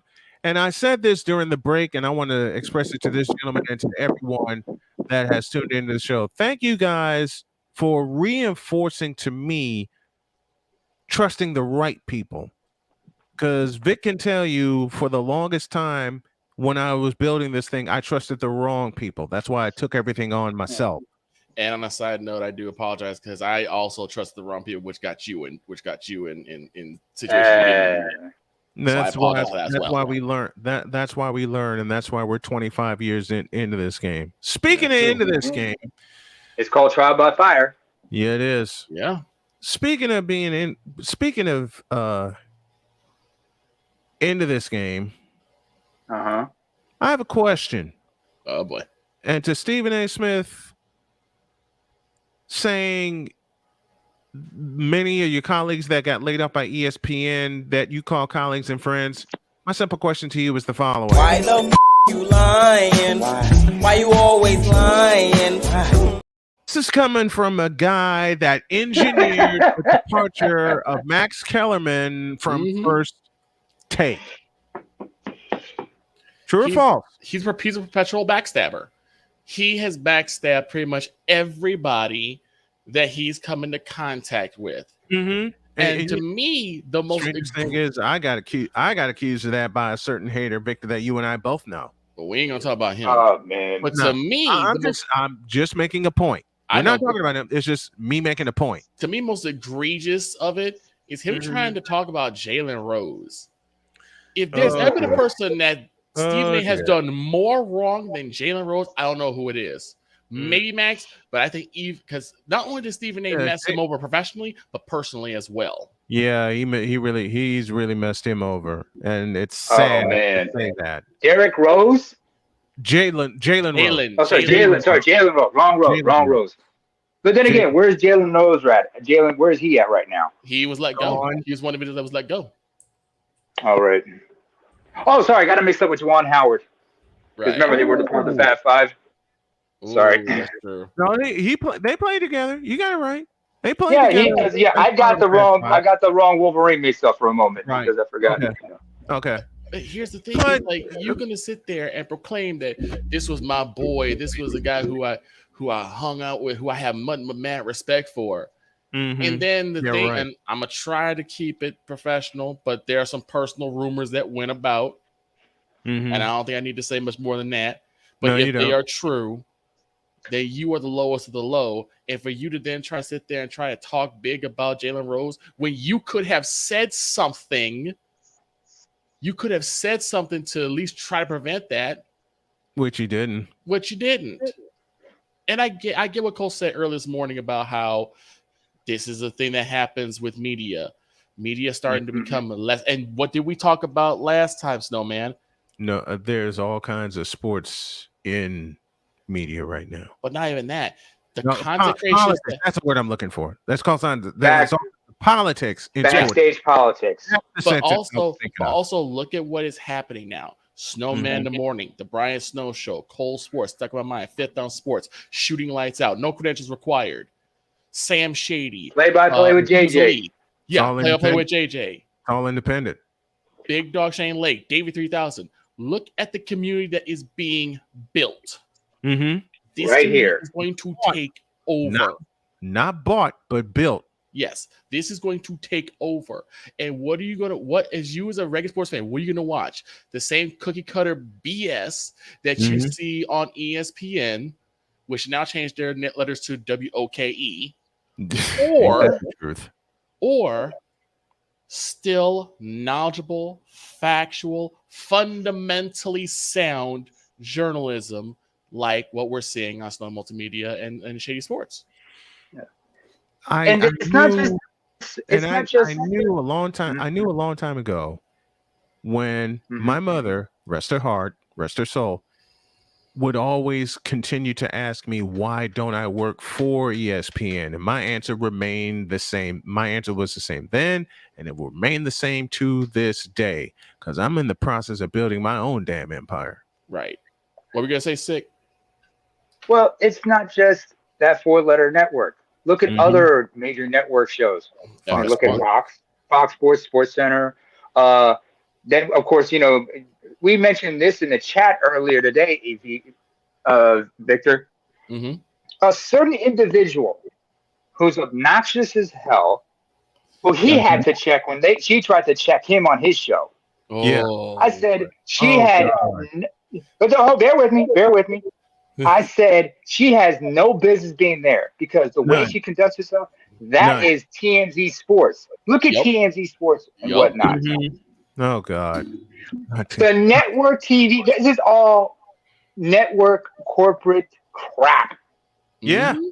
Yeah, it's all window dressing. It's not genuine sports coverage. Yeah. And the real sports journalists, they have no choice, but they got to go either to independent radio, unless those radio stations have been bought out and become sister affiliates with some network.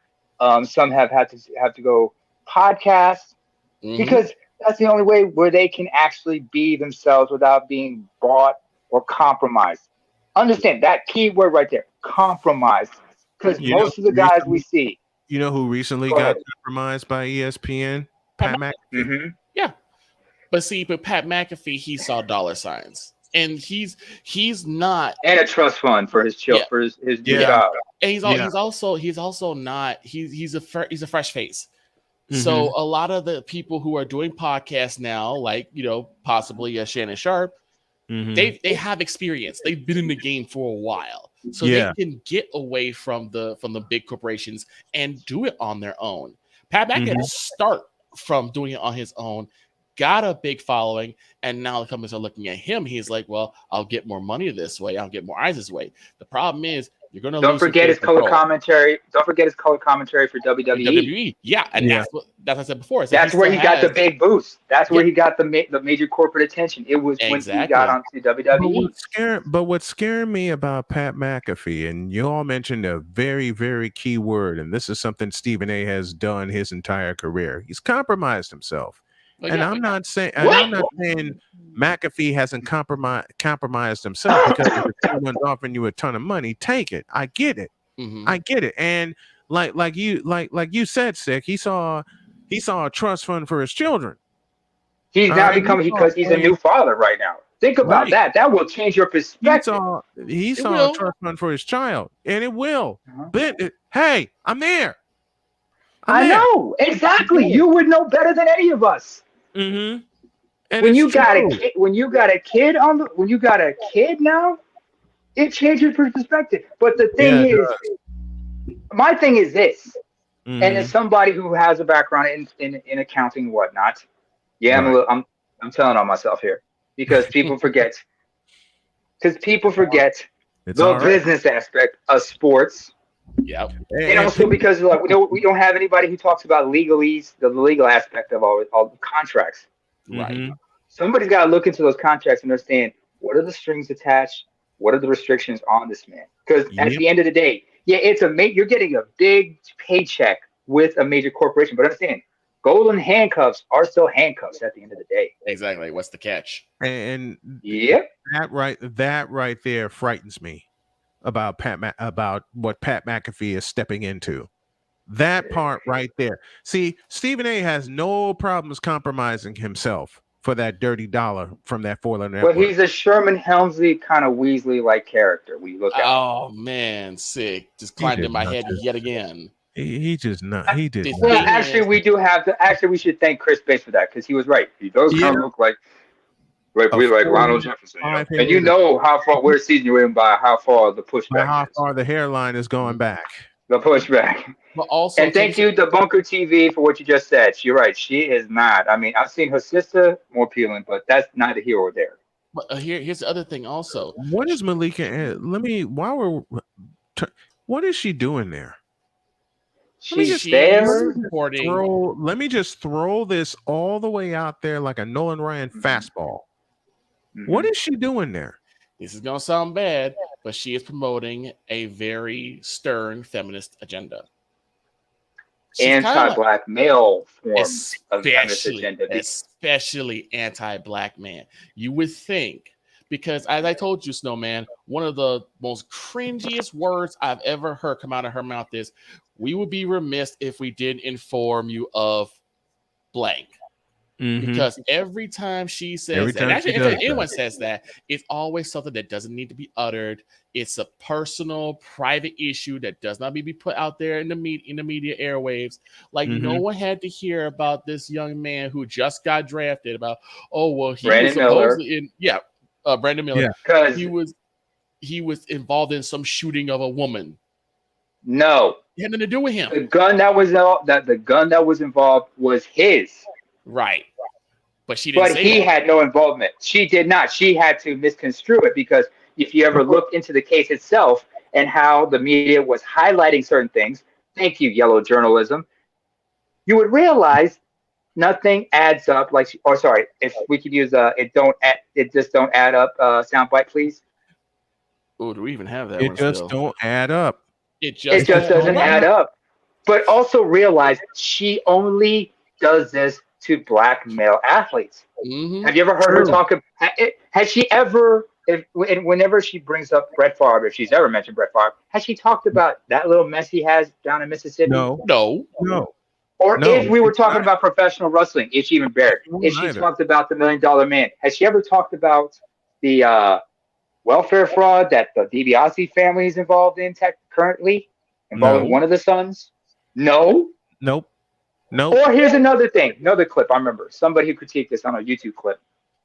When Jalen Rose gave her a hug, he had his hand on her shoulder. Yes. And when he hugged her, she fridged and said, when she got the hug, she said, "Get your fingers out my armpit." What fingers? Do you notice where his fingers were? On her arm. She needs to play victim. On her shoulder. There were people. And I tell you this because right after it happened, I was stunned when I heard this. There were people who were proclaiming that Stephen A should have been fired because he publicly abused Malika Andrews after that take that happened. How? Your guess is as good as mine. But you got checked by a man who's old enough to be your own father, woman. Not only that, it's his show. It's his platform. You call into his show and think you can try to, as black folks would say, you try to son him? Yeah. A man who's like at least twice your age. But this is what I was saying yesterday about look at the people who are now, well, not yesterday, but the day before, about look at the people that they're now going to champion. People like Ryan Hollins, like Kendrick Perkins, like Malika Andrews. Mm-hmm. These are the people. What are the chances you're going to see Leah Thomas get a gig up there? Oh, we'll probably see that very soon. I had to say it. No, Don't look at me like that. I had to say it, folks.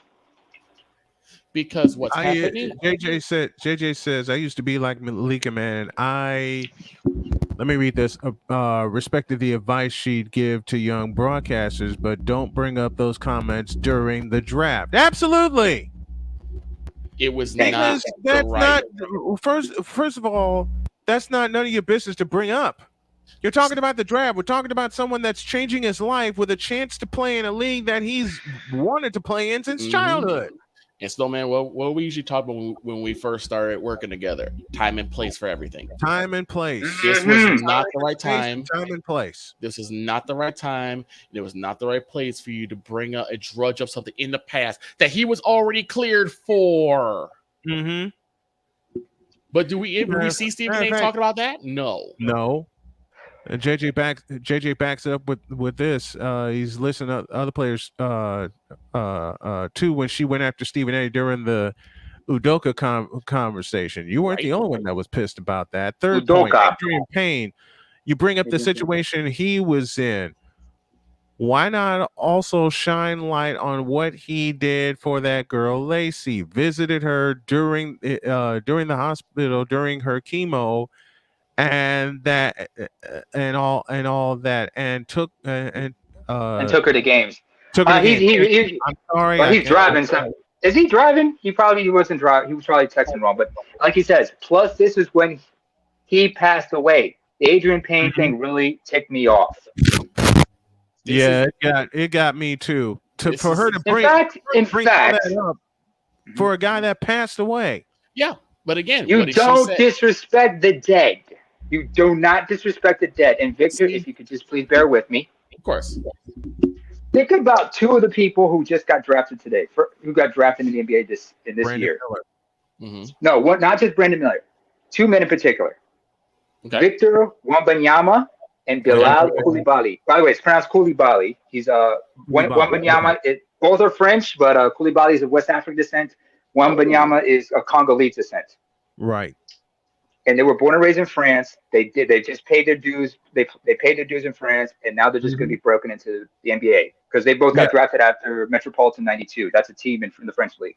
Yes. If she could do that to Brandon Miller, if she was well versed in French or knew anything about French league or anything like that, imagine how much dirt she would be digging up on those guys if they have any.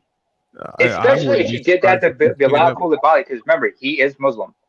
I wouldn't be surprised if she's digging up dirt on them right now, which is unfair. I know that which is totally especially unfair. how things are in France, especially when they talk about the French crime as hell. Hell, look what's going on right now in France with the riots. Mm-hmm. Yeah, I know that Cole calls her Sage Steele Jr. I call her Gail King Jr. because she's doing exactly what Gail King did after Kobe's passing. How about a combination of both? Yeah. Cole Sports says those clowns need to shut up and let that man check someone on his own platform when they show disrespect to him. Agreed. Exactly. Agreed. And here's the thing about her. I gotta mention this. I'd be irresponsible if I were not to mention this. If you look at her background, yeah, father's African American, mother's Ashkenazi Jew.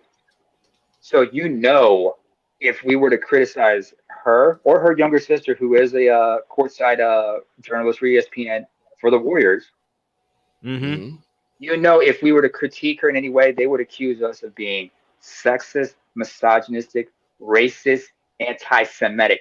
Now, in my case, I dare her because coming from where I come from, I am East African. The ethnicity I belong to is a Semitic ethnicity, first of all, Afro-Semitic. I would dare her to accuse me of being anti-Semitic. I said, come on. You want to do that? You want to accuse me of that?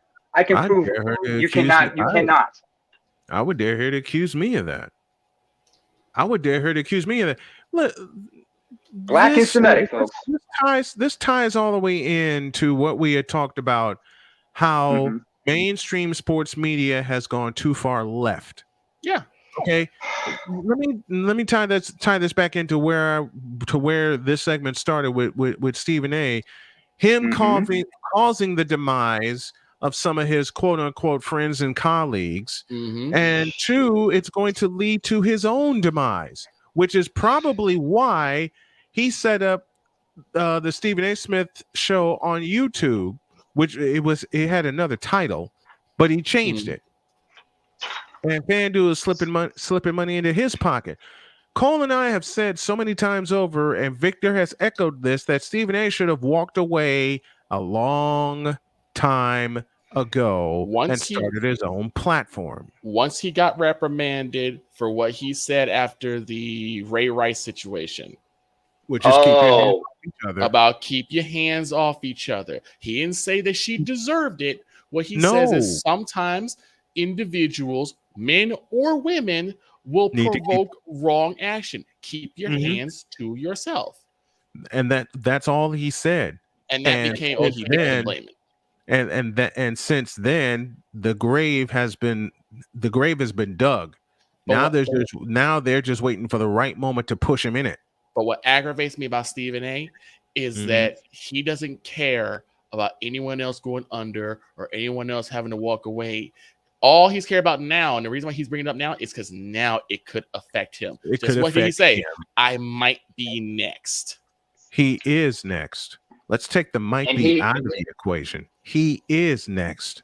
That's why you have what he's doing right now with the YouTube channel, because he's just preparing it, because he realizes it's time to set up the contingency plan. Things I'm pretty sure he had in the works.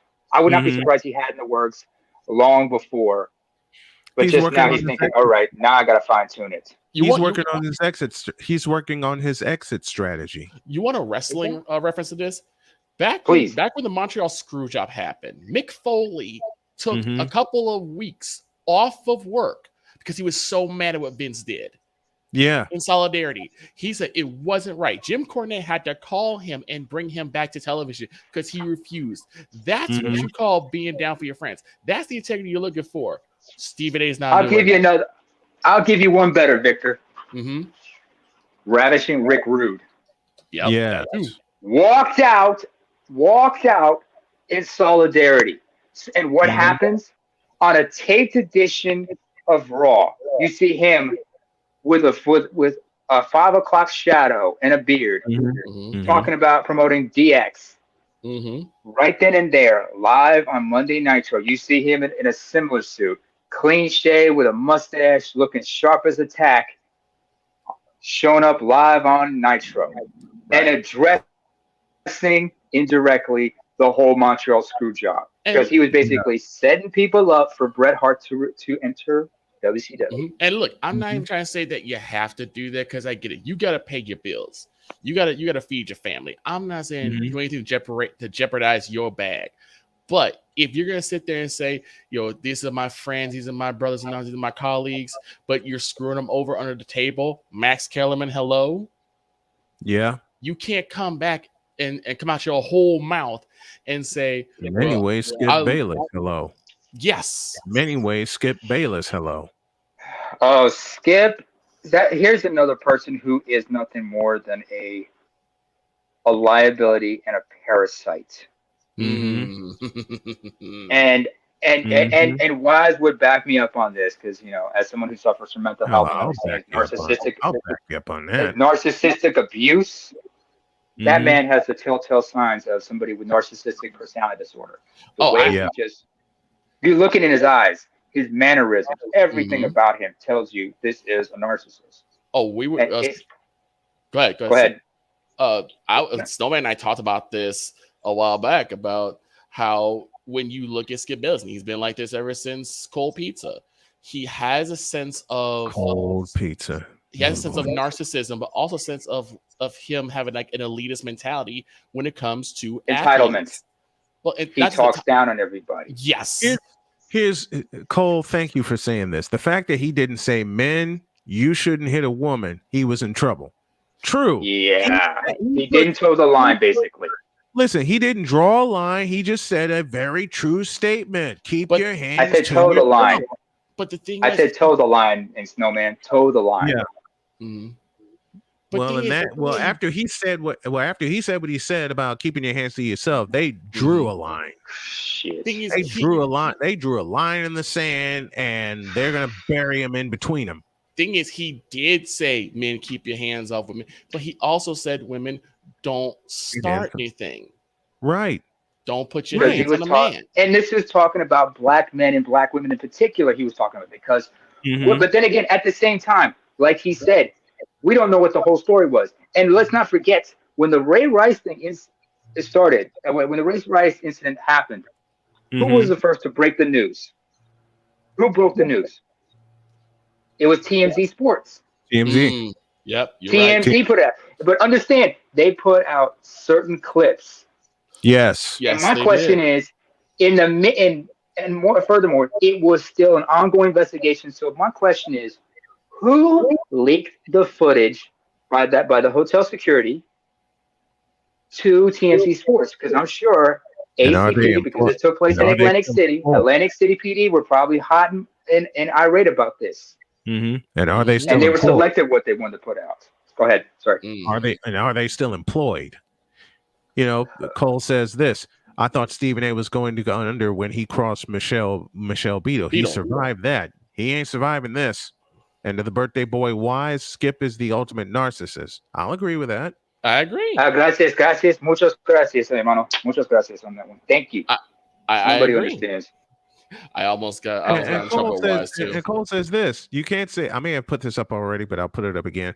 You can't say jack about the Andrews sisters. Nobody can be considered anti-Semitic because that is the kiss of death to anyone on mainstream media. Thank you. Oh, man, I opened a can of worms, but I'm happy. But then again, coming from where I come from, I have no problem opening up an egg. Forget opening I had to open a can of worms. We cracked this thing open like an egg, and I'm glad we did. Yeah.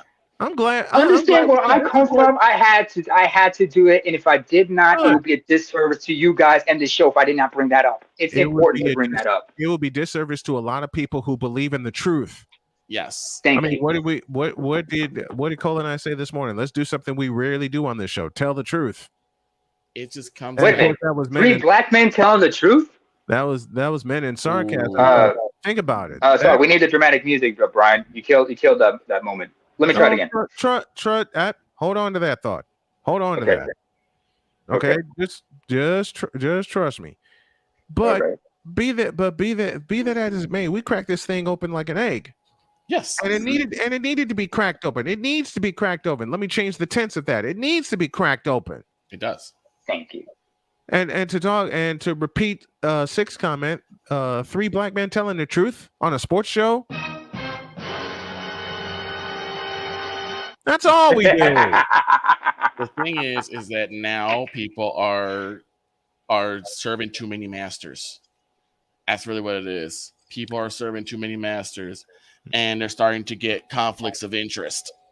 Victor, I mean this jokingly. Why the you lying? Why you always lying? I couldn't help it. And that song was #1 on the Billboard charts for 54 weeks straight. Victor, I joke when I play that, but you're dead on right about serving 2 masters.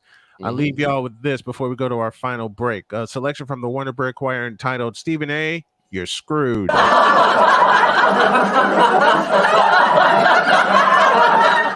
But in a way, he isn't, because he's setting up his, as Sick said, contingency plan. We'll finish up with some fun after this.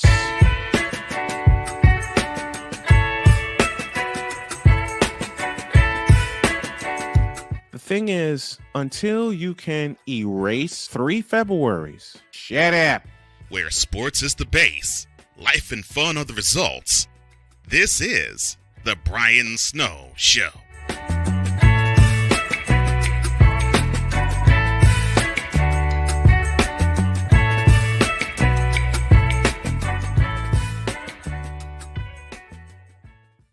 We're not a cooking show. We're a show about cooking. We turn the camera around and point it at you. Our show takes place right inside your kitchen.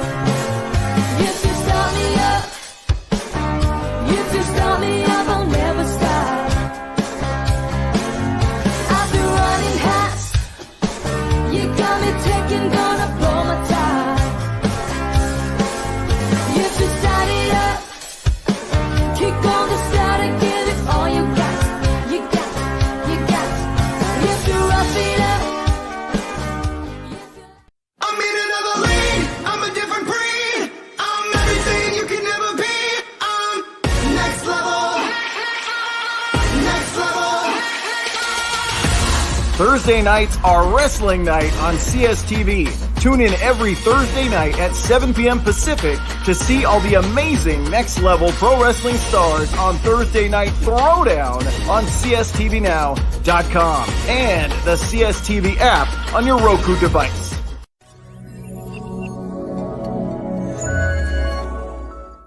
Where sports is the base, life and fun are the results. This is The Brian Snow Show.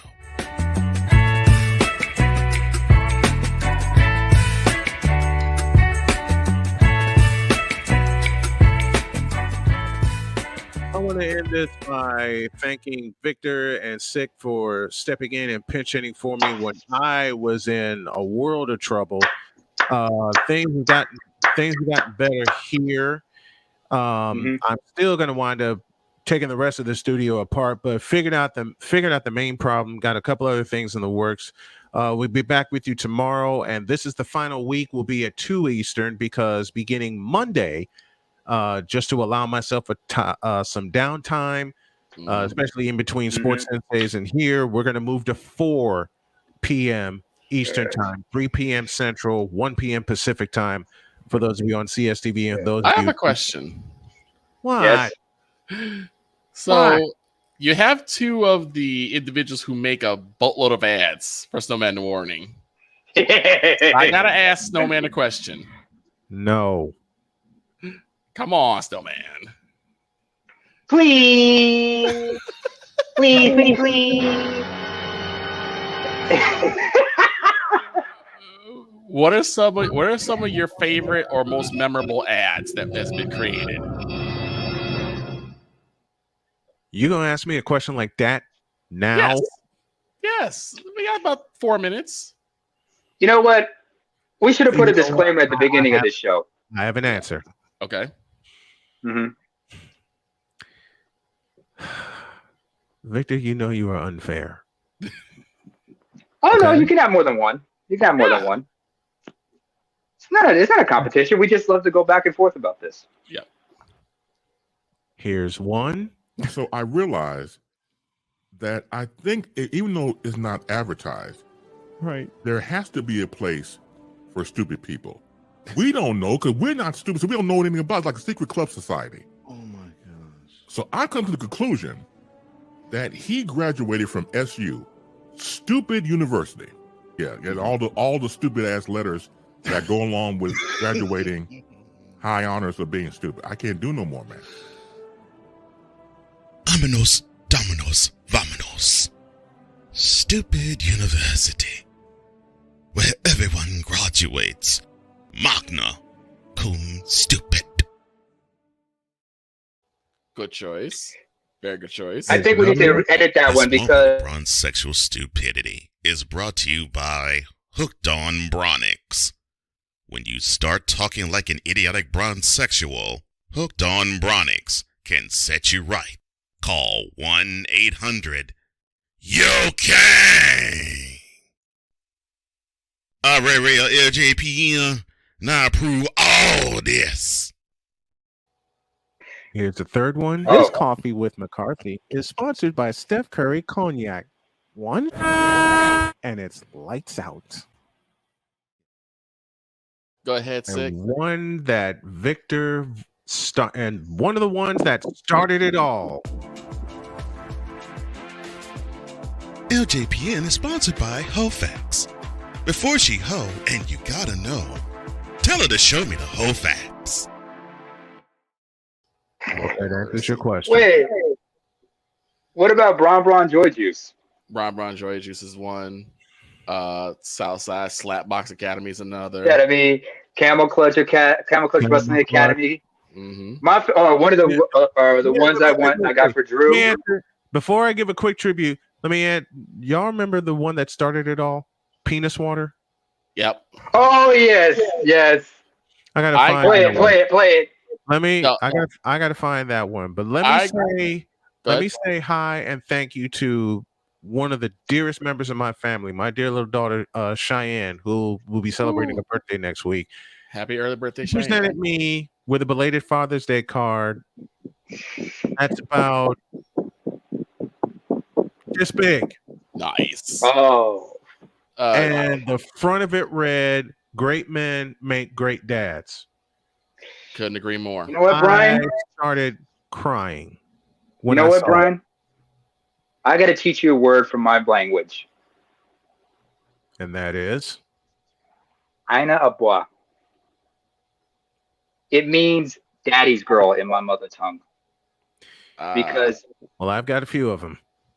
Cheyenne, and Sonia. Yes, Sonia, especially Sonia. Mm-hmm. Hey, let's not. Oh, Sonia, my life. You got Cody. Let's not forget about Dakota. Can't forget about my baby boy Dakota. And they were all here last night. And the grandkids. But and the grandkids. Jaden's 5 now, y'all. Yikes. Oh. Jaden is 5. It's kindergarten. I met him. I barely met and knew him, and we went to see him this past Saturday, and he ran right to me. Pop. Ran right to me. We gotta go. We got more stuff for you tomorrow. Have a great one. We'll see you tomorrow. God bless everybody.